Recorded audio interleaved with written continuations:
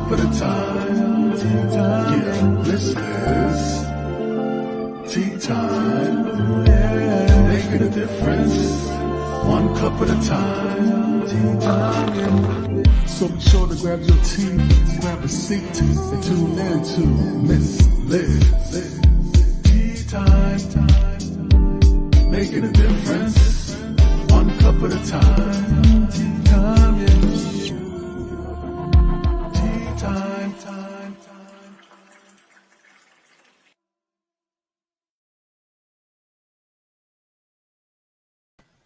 Well, welcome to Tea Time with Miss Liz. That's right. Today we are back and we have an incredible guest. I have another mom entrepreneur in the studio with me today, and we will be speaking about gender inequality. There is a big difference. A lot of people are not aware of the difference, and we will be speaking on that today. And my guest today will be bringing a lot of information. So sit back, grab your tea, your coffee, glass of wine, whatever you prefer to drink, and enjoy a cup of tea with us. Join us in and share some comments. But before leaving your comments, please grant StreamYard permission to show your comments if you would like to see your questions come up on screen so Sarah can answer any questions or comments that you may have. Now I'm going to do the disclaimer, and then I'm going to do a little intro of my incredible guest, Sarah Chickee.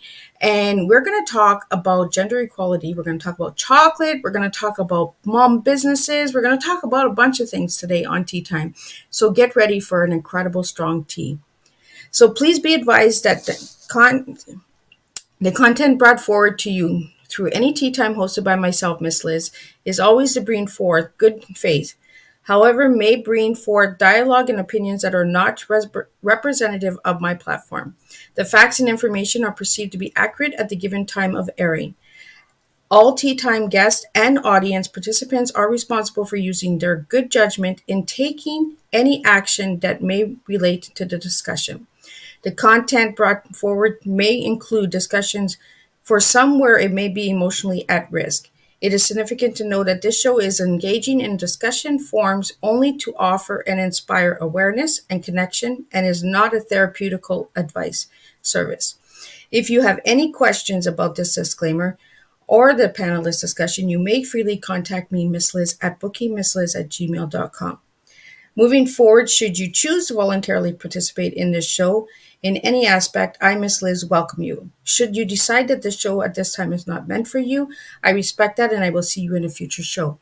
So thank you all for tuning in today. And I'm going to bring Sarah Chickee up.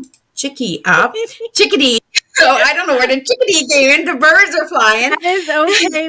My sister and I had teachers that would call us that in elementary school, so it doesn't bother me at all. Yeah, when I first got your bio, I was like, is it Chickee or Chickadee? Like, I was like, did she forget the D? Like, nope. So, Sarah, I'm going to let you introduce yourself a little to the audience in that. And for anybody who would like to know more about Sarah, you can check out Miss Liz's Tea Time page. Her bio is there, and all of her links are there as well. And I will be bringing them up as we're discussing today during Tea Time. So, Sarah, share a little bit on who you are. Sure. Before becoming a mom, I was an entrepreneur. I was a chef. Straight out of high school, I went to be a chef, and I've had lots of cooking jobs since. Realized I loved pastry and baking more than anything else. When I moved to Montreal, I took pastry school, and while I was doing that, I realized how much I liked making chocolate. So then I became a chocolatier and started a chocolate business. It's been 8 years, not going as well as I would like. But when the pandemic started, I realized how important it was to have a mom stuff, like mom-oriented things, because us mom entrepreneurs, it's really hard. It's very, very hard to have a small business like my chocolates and then try and sell it. And you're watching your kids and you're going to craft fairs. And so I kind of decided to create a platform for mom entrepreneurs. And this is where we're at right now. Well, I like the name of your club too. The club Mom Boss. Like, yes. Mom is the boss. Like, Mom is the boss. Even if my kids somehow seem to say, no, I'm the boss. It's Mom. I like it because it's original, right? It's not something that you every day here, you know, and Yeah. you're and it's a strong statement. Mom is the boss, you know. Mom is in the house. Like, let's get serious Mom here. is in the house. All right. Like, so I did check out your chocolates. Like, so do you do them online? Like, do you have like a factory now? Like, how does that work for your No. chocolates? I'm still doing it from home. It's kind of on pause because what I wanted to do was renovate my garage. When we bought the house, we looked for a garage to renovate to make my chocolates in. And so that's kind of how one of the reasons Mom Boss came along was that I spent days on Google trying to find a mom owned construction company because I wanted to Oh. support moms. And I couldn't find it. I was pages deep into Google and couldn't find a woman owned construction company in Montreal, let alone a mom owned, because it didn't show it. But I wanted to be able to convert it so that I could follow the health guidelines because I have an open concept kitchen and my kids are home. And while I can make it on a small scale, in order to make it bigger, I have to have more of an industrial feel. So I probably would have to rent a kitchen. So until I Okay. get the garage converted into a second kitchen that meets the health board standards, I would probably have to go rent one. And at the moment, that's not a feasible plan. So I'm just doing as small scale as I can until I can branch out and grow. So is your chocolates like a dark chocolate filled like with different flavors? Like, what kind of Oh, chocolates there's do you make? so much. I started off with bonbons. So, yes, they are white chocolate, milk chocolate, and dark chocolate filled with flavors. My most famous one is salted caramel. It's my school's recipe. So, it's really, really liquid caramel. It's not that, Oh. you bite into it and you can see the bite, and it's not the kind that like caramel where you get the line. It's It's all like fully, liquid, it's right? full liquid. So, if you bite into it, it goes down your chin. So, So it is a messy chocolate. it is a messy chocolate, but I do use a really cool, authentic mold that I bought in Paris on my honeymoon with my husband. We went Ooh. to a chocolate museum in Paris. So I bought this. It's really big, and it's the Moulin Rouge windmill. And my mold went from just a small thing to that became my main mold for salted caramel. So it's a lot of work because it's humongous. You can't fit it in the fridge. Like, it's really challenging to work on it, but I can make 80 chocolates all at once. So Oh, it works for me. Yeah. Like, that's my day right there. there's your 80 caramel bites, right? Right. But I make all kinds of things. I've done white chocolate lemon curd and milk chocolate. Oh, What is it? Lime. I do a dark chocolate bacon, which took a lot of trials. I learned through Pinterest how to make my own bacon extract, similar to like a vanilla extract, but you make it okay. yourself. So you basically put vodka in a bottle, like a mason jar, and you cook your bacon, add your bacon and your fat into this jar. And every time you pass it for 2 weeks, you just shake the bejesus out of it and put it back in the cupboard. And then after your 2 weeks, you put it in the freezer. Your fat goes to the top, all your liquid goes to the bottom. You take all the fat out, strain the pieces of bacon, and now you have bacon flavored vodka, which now you can use in your ganache to actually make bacon flavor. Oh my Plus, goodness. yeah, and I trial should and have error. had you when I had my bacon tea party years ago. I did a tea party and everybody's like, "You're putting bacon with chocolate?" Absolutely. Yes, yes. We love bacon in our house so much that at our wedding we had a bacon bar. Like, there was like 5 or 6 different kinds of bacon and like maple candied bacon and lemon pepper bacon, and it was amazing. Oh my goodness. We love bacon. I've also tried peanut butter banana, which is a real trial and error because I started with actual bananas. Like, how when you make banana bread, it's Yeah. frozen bananas. Turns out that's too liquidy. Everything goes kind of moldy really fast because it's a lot of liquid. So then I had to find a better way. So I used banana flavoring instead. But the peanut butter part, I had to balance out and figure out, how much do you weigh out and how much do you melt it to mix it into your ganache? And all of the new flavors and trial and error. So those are my bonbons. And then I branched out and did chocolate bars. So now I do chocolate bars with pieces of nuts and dried fruit and things in them on the back. So they're more like maybe healthier chocolate bars per se. I've tried making Pop Rocks lollipops.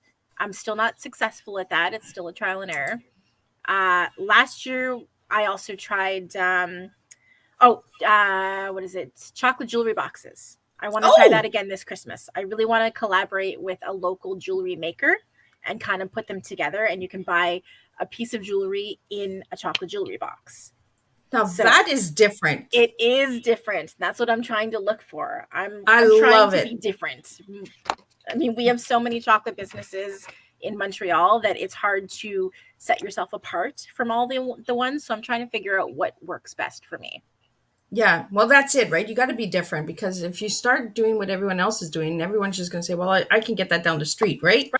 My family still says that, by the way. They're like, oh, but the chocolates are so expensive. I could just go to Lower Seacourt. Yes, but Lower Seacourt has a big factory in which they make them. So it takes them nothing to make it, and it costs them nothing. Yeah. Me in my kitchen, hand tempering my chocolate on my counter rather than like in a machine, trying to do it the old school way. And that's why it costs so much, is the time it takes to do it. Especially the caramel, you can't just like fill it and then close it and you're done. Caramel has to have it's almost like a hard layer on top Oh, so that it's got to set. it's got to set, and takes like overnight. So it takes 2 days to make the caramel chocolates. And I do coffee caramel, mango caramel. I really want to try a lychee caramel, but my brain can't make it work yet. It's such it's such a subtle taste, and trying to figure It out how is. to make that work. It is. It's a really subtle taste, and you have to Yeah. really want to have that flavor, right? Yeah. It's So so you have to unique. It's make so it. unique that people are not used to it, Yeah. right? And if somebody bites in, they want to say, "Oh, that's lychee," not "What kind of flavor is this? Let me look at the legends."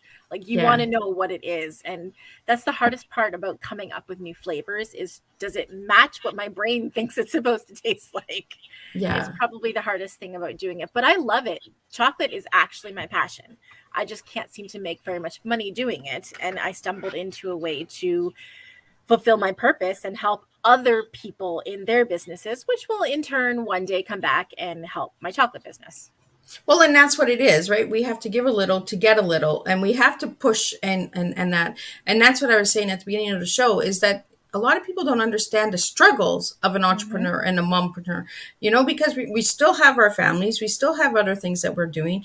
And that's the sport, like you just mentioned, like the family, our own families will say, well, I can go to that store and get Yep. it, like, so we don't have that support. So we have to keep pushing ourselves in that. Now, I want to get into the gender equality and the gender inequality, because a lot of Mm-hmm. people don't know the difference. And I think they need to know the difference. Yeah. So gender equality is when the men, women, non-binary, trans, everybody's equal. There is no discrimination between the two. Men get paid the same as women. Everybody gets paid based on their own merit and their own actual attributes, accomplishments. That's what I wanted to say. To their own accomplishments, to their own resume. Um, Gender inequality is when there's a very glaring obviousness of inequality between a male person and a female person, or male identifying and female identifying. They're not getting paid the same, even though they're doing the same amount of work, even though they have the same education level, even though they have the same everything. They're still getting paid less. They're getting less funding. They're getting less opportunities. And specifically when it comes to moms, man, do we get passed over for promotions and things so I know, much. right? She's a mom. No, we won't take her. Like, Right?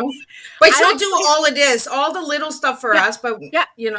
yeah. She'll make coffee for us. It's okay. I actually went to a job interview for a daycare before I had my first son, and they didn't want to hire me because she asked the question, which legally you're not allowed to ask, but it was a woman, and so I felt like we were on the same level. Turns out women are sneaky.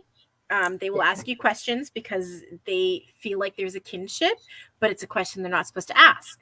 So she asked me, do you think you're going to have kids anytime soon? You just recently got married. And I said, yeah, I mean, I want to have kids. I want to have a family. And she goes, yeah, we don't want to hire you, find out you get pregnant, and then within a month, you're on preventative leave. So, yeah, we're not going to go with you. I was passed over for a job because one day I might have children. Wow. What is that? Discrimination, big time right there. Yeah. Like, wow. It happens all the time in every field. And I like that you brought that up, Sarah, that women are sneaky, because we should be sharing and promoting our sisters and encouraging our fellow women to grow. But there's so much sneakiness that will be like, well, I can do better than her. I can do this better.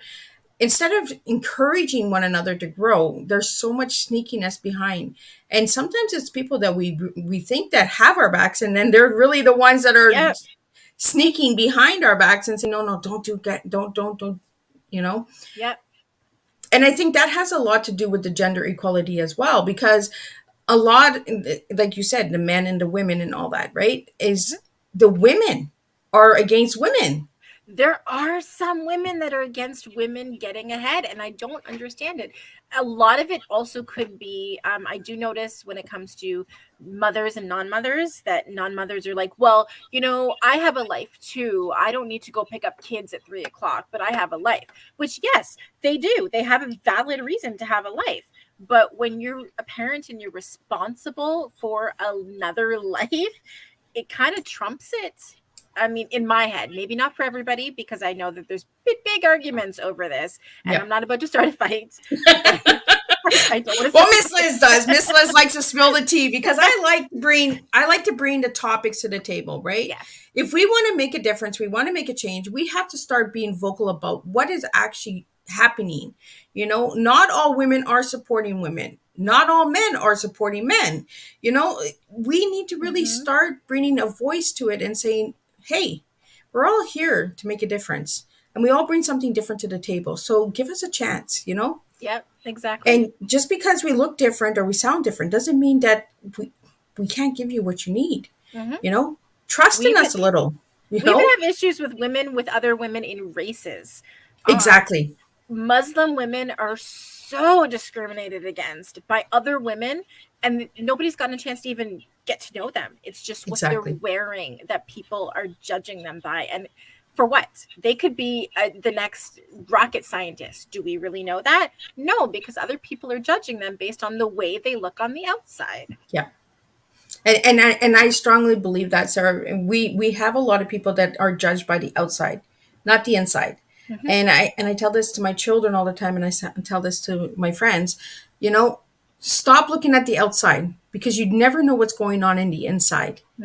You never know what person you're passing by that might make that difference, who might have what you're looking for, but because you're so fast to judge that person, you've lost a chance. You've lost that opportunity, and it shows, right? Because, like you said, it was a woman that did the interview with you. Would you have children?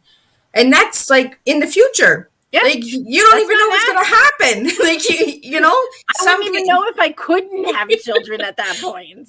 Right. So right away it was the judgment of, okay, well, in the future she's planning on doing it. But that doesn't mean that in the future it's going to happen. And that doesn't mean that I wouldn't have been a great addition to their staff from the point that I was hired until I went on preventative leave, if that so happened. Yeah. We don't know that. Just because someone says, I want to have children, doesn't mean they're going to be able to. And then if they're not able to, and they go through IVF and that takes years, or they go through adoption and the red tape takes so long, I mean, you've just lost out on somebody that could have exponentially grown your company. But instead you chose not to, because one day they might have kids. Yeah. And when no one knows the future, right? No. Like, it's really sad. I can try. I've tried a few times and it doesn't work. So as a mom and being an entrepreneur, sir, what challenge? Sorry, I lost you there. Oh, do we have a little glitch? Yeah, and a glitch. There we go. Okay. Technology is glitching with Miss Liz again. They must have not liked the way I spilled my tea 2 seconds ago. You told secrets you weren't supposed to tell. Oh, that's censorship. I'm telling you, it is, But as a mom, what challenges have you had as an entrepreneur?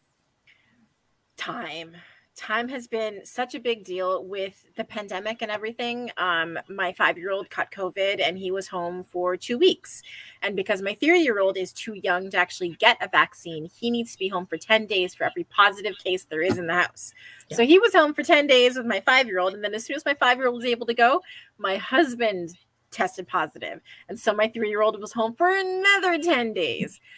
3-year-olds are very, very clingy. I love him so much, but man, I sit down at this laptop in my, literally, this is a closet. It's my front hall closet office. I'm in a closet. I'm in a closet. That's my office. And he comes over here and he's like, Mama, I want to watch Paw Patrol. So I put on Paw Patrol. 1 episode later, no, that's not what I want to watch. I want to watch something else. I want a snack. Dear Lord, child, I need to work. Like, can you let me work? It's stressful. It's hard. You can't do meetings. All my Zoom calls have to be rescheduled because I can't be guaranteed what's going to happen. My husband works for someone else, so he's got to work. As an entrepreneur, I have availability, which it's good and bad. Bad when you've got kids home. Good because I can rearrange my schedule whenever I want, and I can say, okay, like, my 3-year-old's birthday is on Saturday. Tomorrow, I'm cleaning the house and decorating for his birthday. I'm not going to be doing work, but that gives me the flexibility as an entrepreneur to make my hours and change things around and be there for my children, which is one of the biggest things that many of the mompreneurs say. It's freedom of time. We have so much availability. We're busy beyond belief. But we can move things around to accommodate our families. Well, and for the listeners that are listening now and that will listen to the replay, there's many people that might be listening that might not understand what an entrepreneur is. So that's why I'm spilling Sarah's tea of the mom entrepreneur and why we're doing what we do and is flexible. But at times it can be stressful as well because we say, okay, well, we're going to do it at this time. And then boom, something else happens. And then we're like, okay, well, we'll do it this time. So an entrepreneur's life is really stressful. And people say it's not. If you're not stressed and you're an entrepreneur, you're not working. When you have to work before the kids are home, after the kids go to bed, trying to balance out, whether you're a mompreneur or an entrepreneur, you take on so many tasks, and yes, you can rearrange your schedule, but that time has to be made up somewhere. And lots of people stay up till 2 a.m. in the morning working on their stuff because they have orders and they have to do them. So, I mean, entrepreneur life, while you get to pursue your passion as your career, you also have a lot of pitfalls because you're not 9 to 5. You're all over the place. You work on weekends, you work on holidays, you work at night, you work in the morning. It's all over the place. It is. And a lot of people will say, rest up. Well, you know what? We get it done when we can get it done because that's what an entrepreneur does is they find and they fill the spots where they have empty spots, and it's like you said, Sarah, it's not a 9 to 5 job. No. We are working those late nights. We are getting those calls and those rejections and saying, no, not this way. No, not that way. There's a lot of stuff that people don't see with entrepreneur lifestyle, so I really wanted to get into that with your tea today is the stresses and the inequalities and the chocolates and the mom. Like this woman is incredible. I'm doing too much. Right? I'm doing way too much. I got 2 businesses. I already have an idea for a third, but I'm not ready for it. I'm doing all of this. I've learned that I'm pretty good at content creation. So I'm like, should I start taking courses on that? Wait, no, hold on. Too much. I'm adding too much to my plate. Go back. Plus, well, that's it, right? We keep adding. Yeah, all the time. Because our mind is always full of stuff. An entrepreneur's mindset is full of, I want to do this. I want to do that. I want to do this. Oh, let me try this. Let me try that. And sometimes we overwhelm ourselves and then we burn out. And you'll hear that a lot with entrepreneurs' lifestyles that they burn out a lot because they've tried so much at once. Yeah. And it's the branching. Like I've learned for myself is you have to learn when to branch and when not to branch. Yes. When to do that and not to do that. So it's a lot of adjusting, a lot of framework and that. So I want to get into the Club Mom Boss. How did that come about and what exactly do you do with your Club Boss? Okay. So I call it Le Club Mom Boss because I was coming up with different ways of using the word networking. So I was like, what are the other words? People use hub and they use so many things. And I thought, okay, club works. And then I had to ask my husband because I live in Quebec and we have language laws.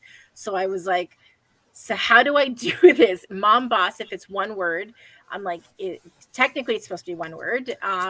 Is it, does it fall under the category? And my husband's like, technically that's not a word. Great. If it's not a word, it follows the law.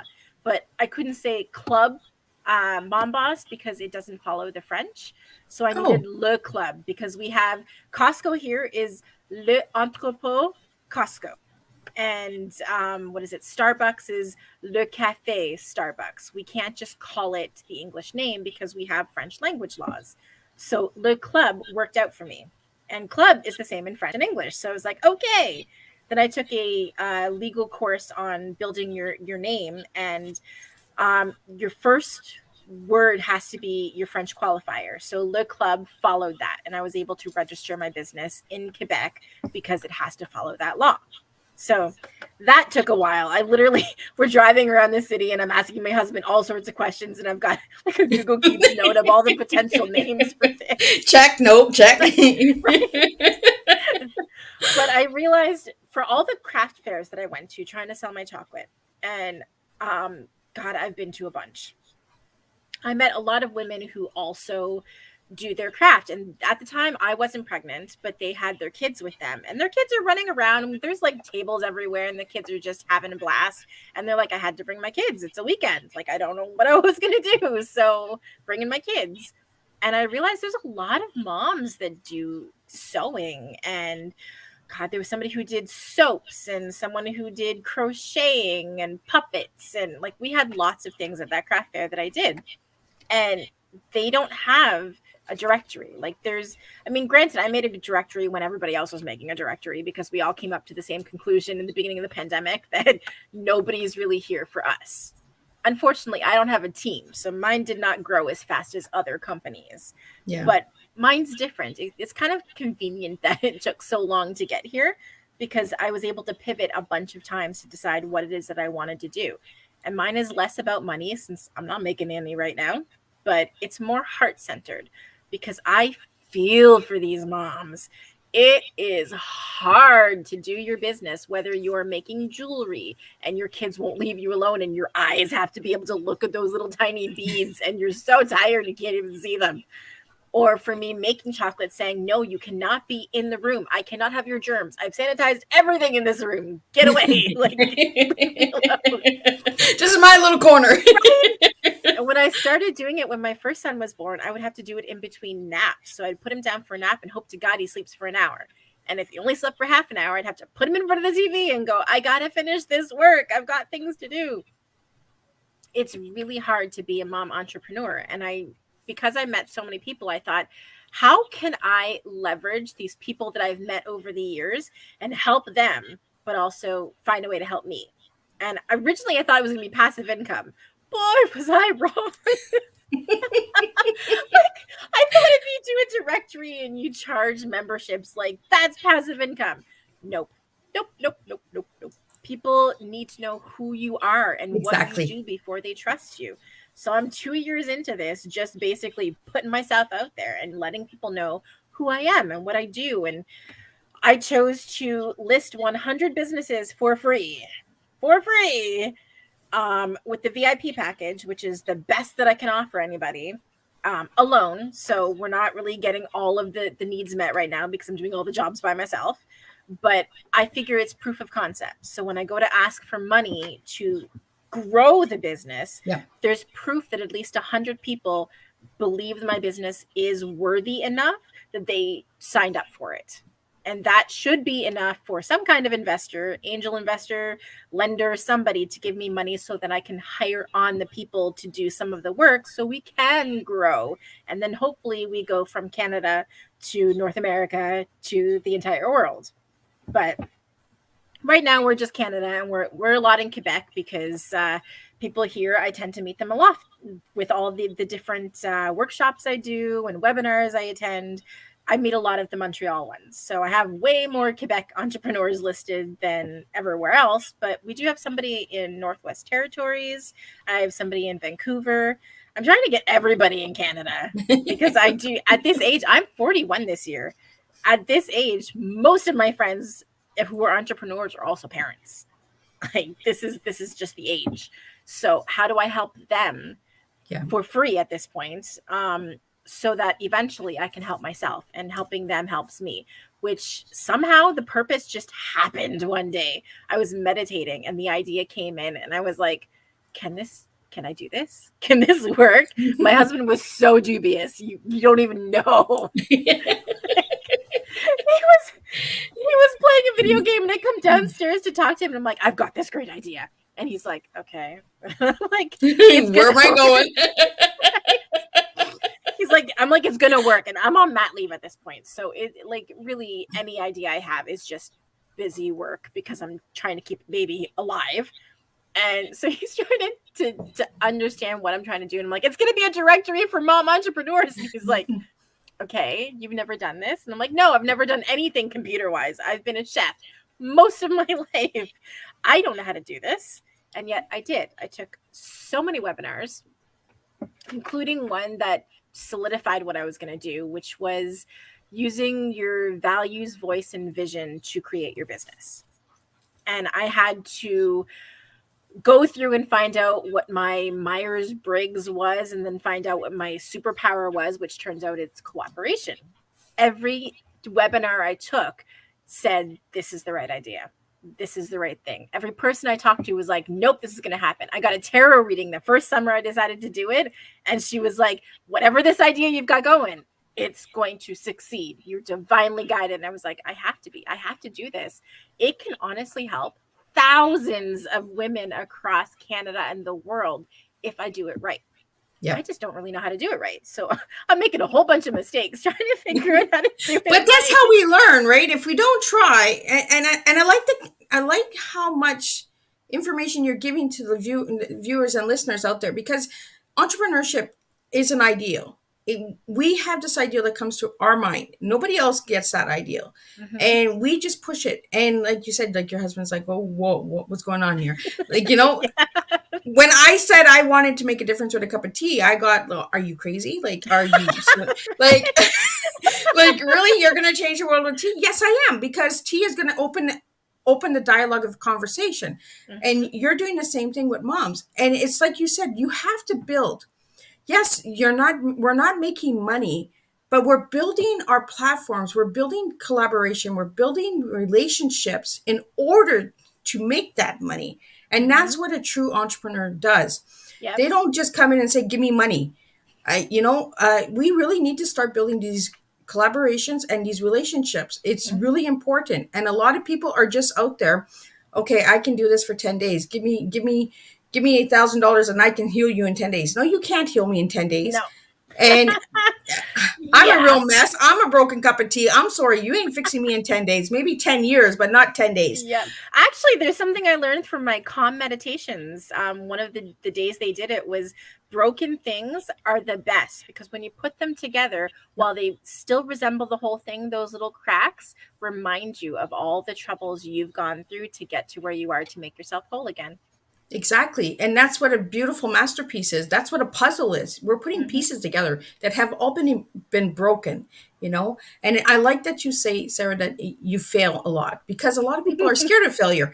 You know, if we don't fail, we're not trying. We're honestly, if we're winning, we're doing something wrong. We're not being authentic. We're not being ourselves.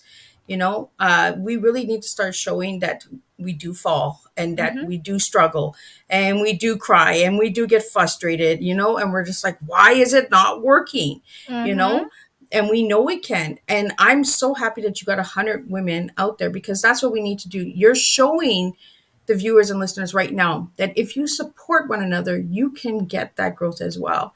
You know, so for all the listeners that are listening now and that will watch the replay later, if you'd like to know more about Sarah Chickee, check out her bio on Miss Liz's Teatime Facebook page and connect with her and see how you can help. As she's got 100 people that believe in her. So right now we've got 42, but well, she's getting there, right? More businesses. So if you do happen to own a business and you're a Canadian mom, send me a message. You can be listed for free. And the best part, which I know that none of my competitors have, I am grandmothering all 100 businesses. So even if I sell my company to someone else, it will be in the contract that these people will stay free for as long as you want to be listed on the site. That is something I know no one's doing, but it's a weird compassion thing that I feel like I need to do for these people who are going through this journey with me as I learn what works and what doesn't. It's not, I mean, I don't know what the algorithms mean and what does what, but You're like, I'm like, what is that now? Like, oh, I got to do this I now. don't know. Like, right? When Reels came out, I was like, so now I was happy Reels came out because I was starting on the TikTok journey like every other mom in the pandemic, by the way. Like, everybody was like, let's go to TikTok because we're all home. Might as well do it. And then Instagram didn't have it. And I was like, well, if Instagram had that, I'd leave TikTok. Now Instagram has it, but now my TikTok is just for fun, kind of like Michael Bublé's TikTok, which you should check out because he's awesome. But he's really funny. But his TikTok is just fun. And I want to do that with my TikTok and be less about the business. I do some about the business because it's a separate, market there. But I would rather be fun. And I do really like trying to figure out what to do. And I love being vulnerable. It sucks. I listen to a lot of Brene Brown. Like a lot of Brene Brown. Yeah, she's good. She's awesome. I did the Dare to Be Dare, the program she had there. Lead to Dare. Yeah, I haven't done any of her programs, but I've listened to a lot of podcasts as I cook and do all sorts of other, regular boring stuff. But it shows me that I need to be more vulnerable. I need to show people that it's not just about making 6-7 figures like the coaches are telling you can do. And it's not just a mindset thing, by the way. I've been told a lot by coaches when I started doing this, you got to change your mindset. I get that told all the time. I know. My mindset wasn't about the business. I had to go inward. I had to heal me, and I'm still working on healing me. It's taking a long time to feel. Everyone's like, you got to have confidence. Fake it till you make it. My confidence. Yeah, I'm not faking nothing. I'm a chocolate caramel. Like.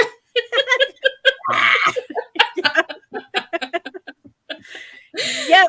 So I don't fake anything. And so I show my vulnerable side. And then one of my first TikTok videos was my postpartum depression kicking in and a panic attack and going, for those of you who don't think mental health is real, like holy bananas. And because that's what happened at the beginning of the pandemic was mental health became a big deal. People were like, I can't handle being alone, or I can't handle being around my kids all the time, or I can't handle not being social. And there was just so much. And I was in the postpartum depression phase. I got it twice and it was just awful. I had panic attacks constantly and I wanted to show what it's like. And I told my therapist in the beginning, my platform is mom entrepreneurs, mental health, and Black Lives Matter. And she was like, that's a lot. And I was like, I know, but they're all kind of intertwined for me. They are.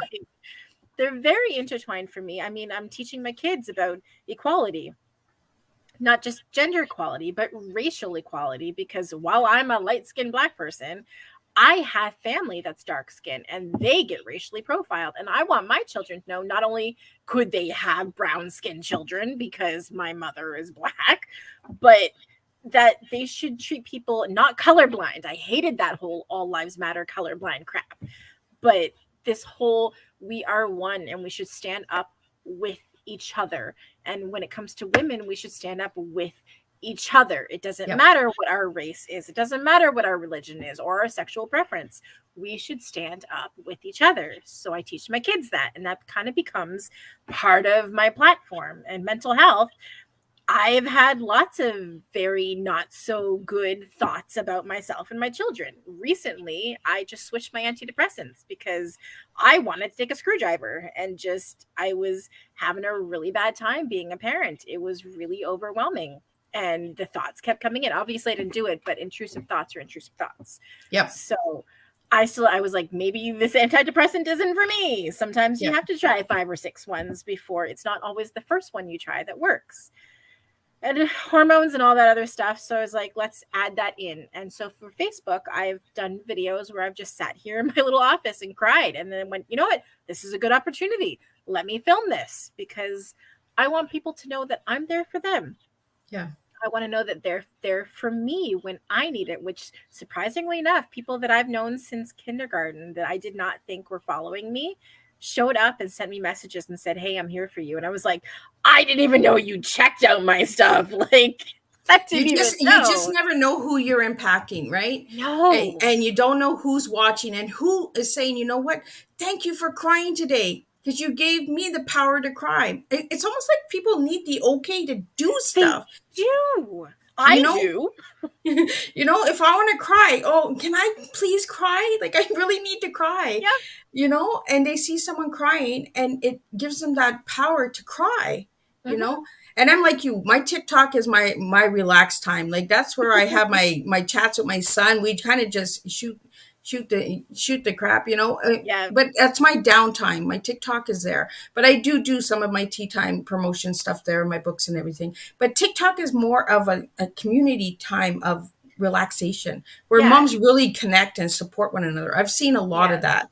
A lot of moms are sharing themselves and sharing the mental health. TikTok is really big on mental health awareness. If anyone is not on TikTok, if you're suffering with mental health, I strongly suggest that you check it out. You have to be careful though, because TikTok has a very specific algorithm. I learned exactly to only like and save the things that fit my algorithm, because if you like and save everything or comment on everything, you're going to get everybody. And I wanted to only see in my feed things that were going to be helpful for me, that align with you. Yes. So I stuck to my guns. My sister didn't, and she's like, "Why are teenagers seeing my stuff?" And I'm like, "Because you're liking everything." So the algorithm is throwing everything at you. I am very specific on who I see. So I've been seeing a lot of mental health things, and it really helps because we all go through low times, and we all really need some kind of connection, even if it's only a 30-second connection that says, "Hey, how are you doing today?" The "how are you doing today's" in the beginning got me. The moment someone said, "Okay, I just want to talk to the women," and they're like, "Periods, periods, periods," so that the men keep scrolling. And then they're like, "How are you doing today?" Really? And I just bawled my eyes out. I've got so many videos where somebody did that whole "I'm stronger, I can get through it," and I was like, "But I'm not strong. I feel like Louisa. I'm weak." It was just but it really opened my eyes to the fact that TikTok is way better for personal than Instagram. Instagram is fantastic for business. It's way better than TikTok for business. But TikTok is very let your heart out. And that's what I really like so much about it. Yeah. I strongly agree with you, Sarah. Now I want to get in before we wrap up your tea, because we're having such a good time here with this tea. We're really spilling a lot of information, and I really like the realness, because this is what we need. We need realness. We need real teas out there that are actually sharing their journey and saying, you know what, I fall, pick me up, help me up. You know, support me, connect with me, network. And this is what this tea time is. It's connection. We're connecting, we're collaborating, we're joining together, we're supporting one another.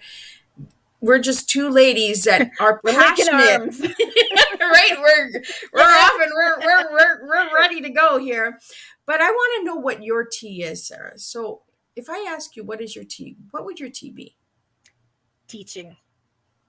I am teaching my children. I am teaching myself. I am teaching my peers. I am teaching my husband. Not only am I reparenting myself from the trauma that I've been through as a child, as I'm parenting my children, which is probably the thing that we talk about in therapy the most right now, is the kindness and amazing qualities that I give to my children, and the patience and the interaction I didn't get as a child. So there are some days that I grieve it, and my therapist wants me to grieve it, because I feel sad that all of these wonderful things I give to my kids are things that I didn't get as a child, and I'm facing it now as a parent, and it sucks so hard to go back in the past and go, why didn't I get sung to sleep every night? And why didn't I get someone that came and hugged me when I had a bad dream? And why didn't I get someone who, when I said, "One more song, please," said, "Sure, okay." Like, I see the value in it, because my kids are only going to be little for so long. Like, I really like that little cuddly thing I get. I didn't get that as a kid, so I reparent myself. And then I teach my husband, because we're learning gentle parenting. We don't spank. We don't do timeouts. We try not to yell. It is really hard to not yell. But we try not to yell because those are all triggers that could cause some sort of internal issue in our children. And we don't want to be the reason they're in therapy at 40. So Yeah. I'm trying to teach him on how, because I'm the one who's leading the way with the breaking of the generational chains. And obviously we teach our children compassion. Don't hit, be compassionate to somebody else, wait your turn. You know, if someone else is hurting, go comfort them and see what's going on. All the normal things we do with our kids are also things we do with our peers, also things we do with our spouses, our friends, our siblings. We should be teaching everybody how to best be their best selves and to best serve for other people, but themselves. I mean, you don't want to just give. You want to take a little bit, but you don't want to just take. There has to be a fine balance between the two, and it's really hard. But somebody has to teach it, and I guess that turned out to be me. And what would your E be for your T? First thing in my mind said effervescent. So I love it. I don't know why, but that's what came up in my head. So, but I'm an entertaining person. E for entertaining and effervescent. I'm usually very happy. I try to find the bright side in things, so I really love that. And A, before you even ask, you don't even have to, authenticity. I love it. I love it. It's taken me a long time to figure out who I am. I thought I knew in my 20s who I was. I was a people pleaser. It took me a long time to figure out, and I'm still looking for who I am. I mean, This hair was my way of branching out. And I mean, shaved side, it's a weird thing for my kids to see, but it's my way of trying to figure out who I really am. The outside needs to match the inside. And it's taken me a long time because, you know, you work for other people. You get told you can't do certain things. You can't wear certain things. You can't act a certain way. Then who really are you if you spend most of your time trying to fit into a box that other people are putting you into? I'm now outside of the box and trying to find myself. And I like the word authenticity because I like to be authentic. If I want to swear, I'm a sweary mom, by the way. Like, I think we all have it in us.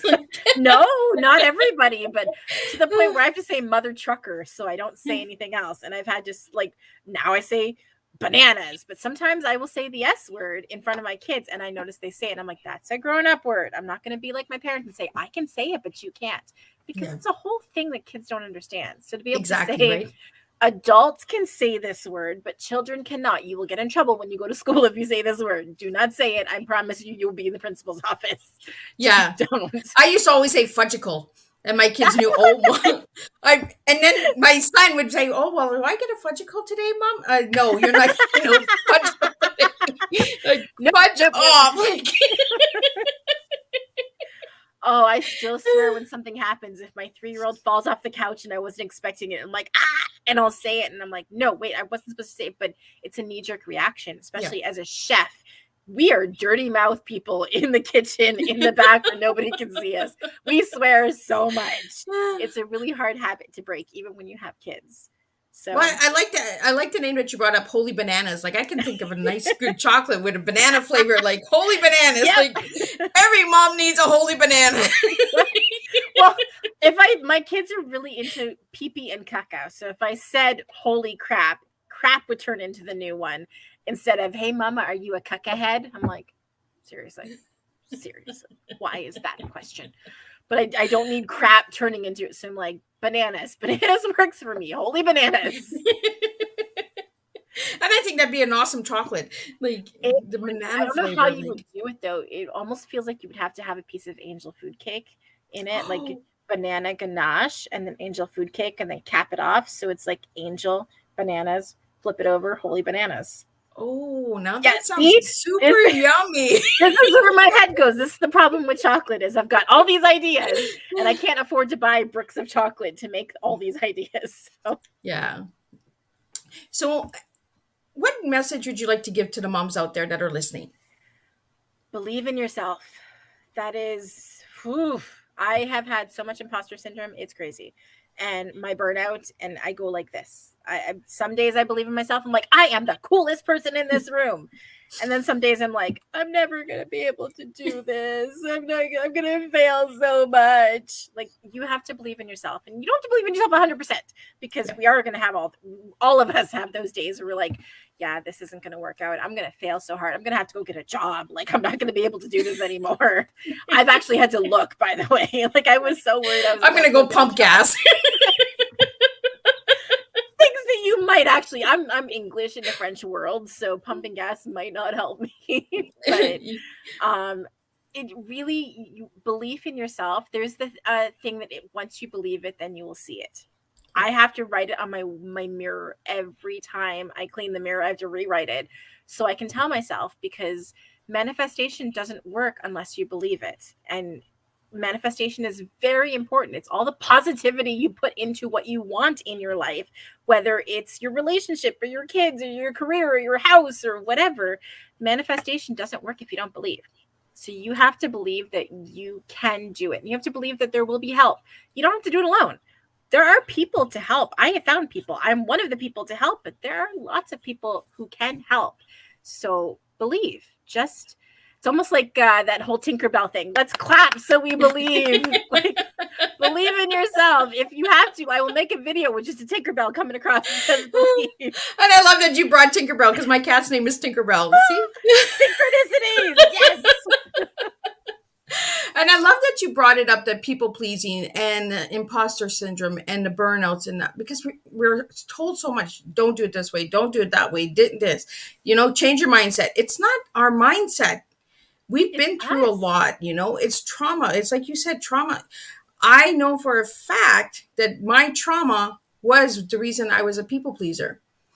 I wanted people to understand that I could make a difference, but because I was told from my trauma and from people from my past, I could never do this. You'll never make anything out of it. Oh, you're crazy. You're serving tea, where we have a lot of similarities, but we have different stories, and we're both moms, and we're both entrepreneurs, and we're both pushing through the struggles. Yep. And we're telling people every day, believe in yourself, because as it doesn't matter how many people believe in us. At the end of the day, if we don't believe in ourselves, we're not going anywhere.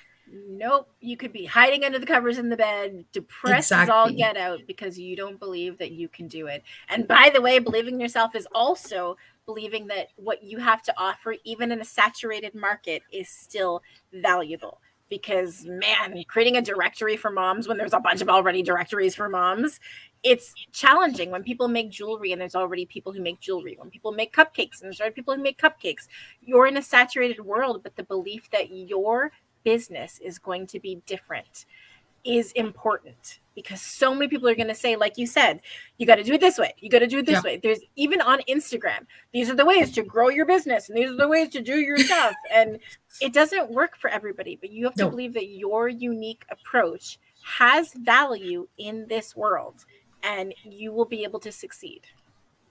So before we close up your tea time, Sarah, I want you to put a call out for what you're looking for your business, how people can reach you, and all of that as well. I've been putting up, as we've been discussing, your LinkedIn and your Instagram and your websites. So anybody who is watching the visual tea time, you can see all of that. Now in the audio, you will see that all in the description. You will find all of Sarah's information in the description boxes. So for the audio stations, check descriptions for all of my guests. You can connect with them still.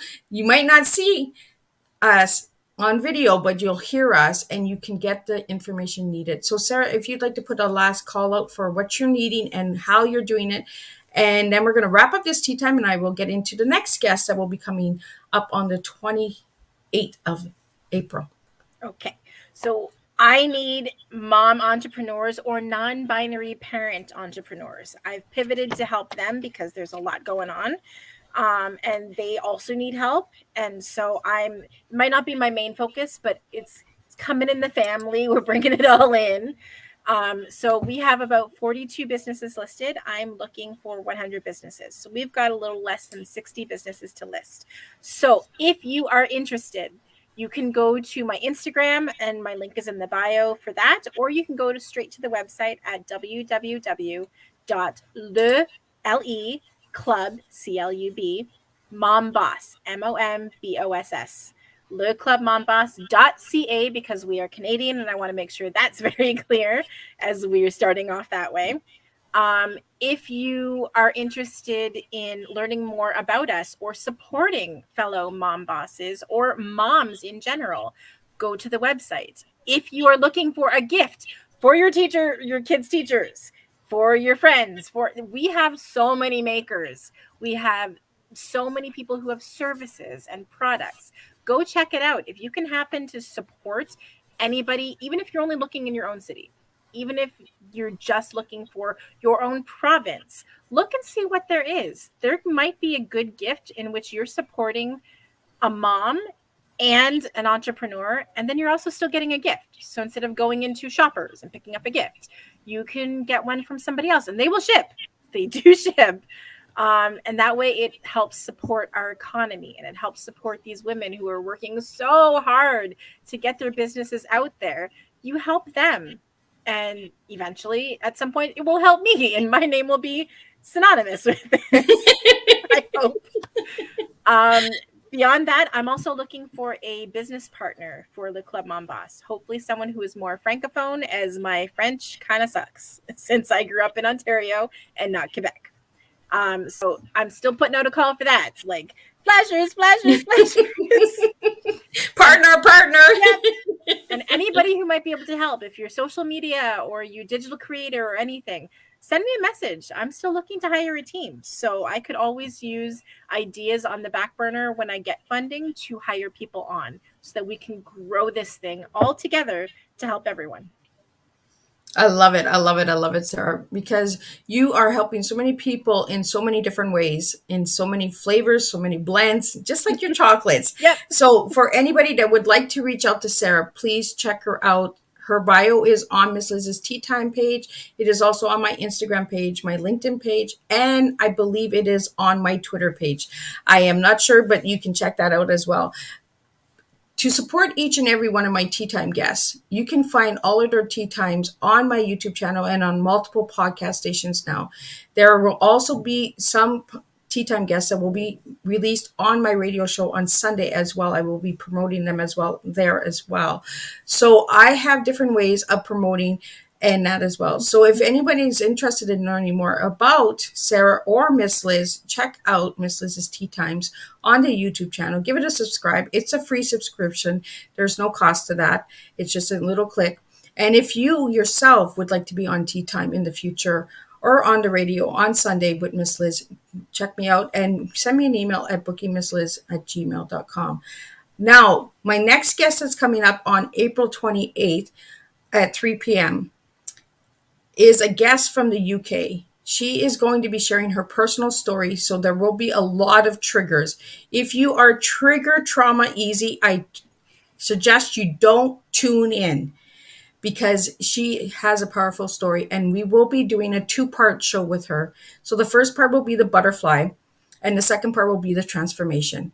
So the butterfly will be the goop and all of the things that she has gone through to build those wings for the transformation. So you will hear about bullying and abuse and all of the hard, icky stuff that is put into the goop and the cocoon of a butterfly. So it will be something different. I am doing something different for her because I believe that she needs this one chance to be heard. Her story is very powerful, so I suggest you tune in if you are looking for that encouragement to get out of your story as well. That's what Miss Liz does, is I serve and I spill strong teas. I bring different flavors and different blends, different people to the table. Men, women, and children, the door is open for you. And Sarah, I want to thank you again for tuning in and sitting and having tea with me and sharing your incredible tea with me, because you are truly an amazing soul. So again, for anybody that would like to know more on Sarah, please check her out. And I will see everyone on April 28th at 3 p.m. Eastern Standard Time, 8 p.m. UK time, BST time, and we will serve a strong cup of tea and make a difference, one cup of tea at a time. Until then, have a beautiful day. And thank you, Sarah, for joining me for tea. Thank you so much.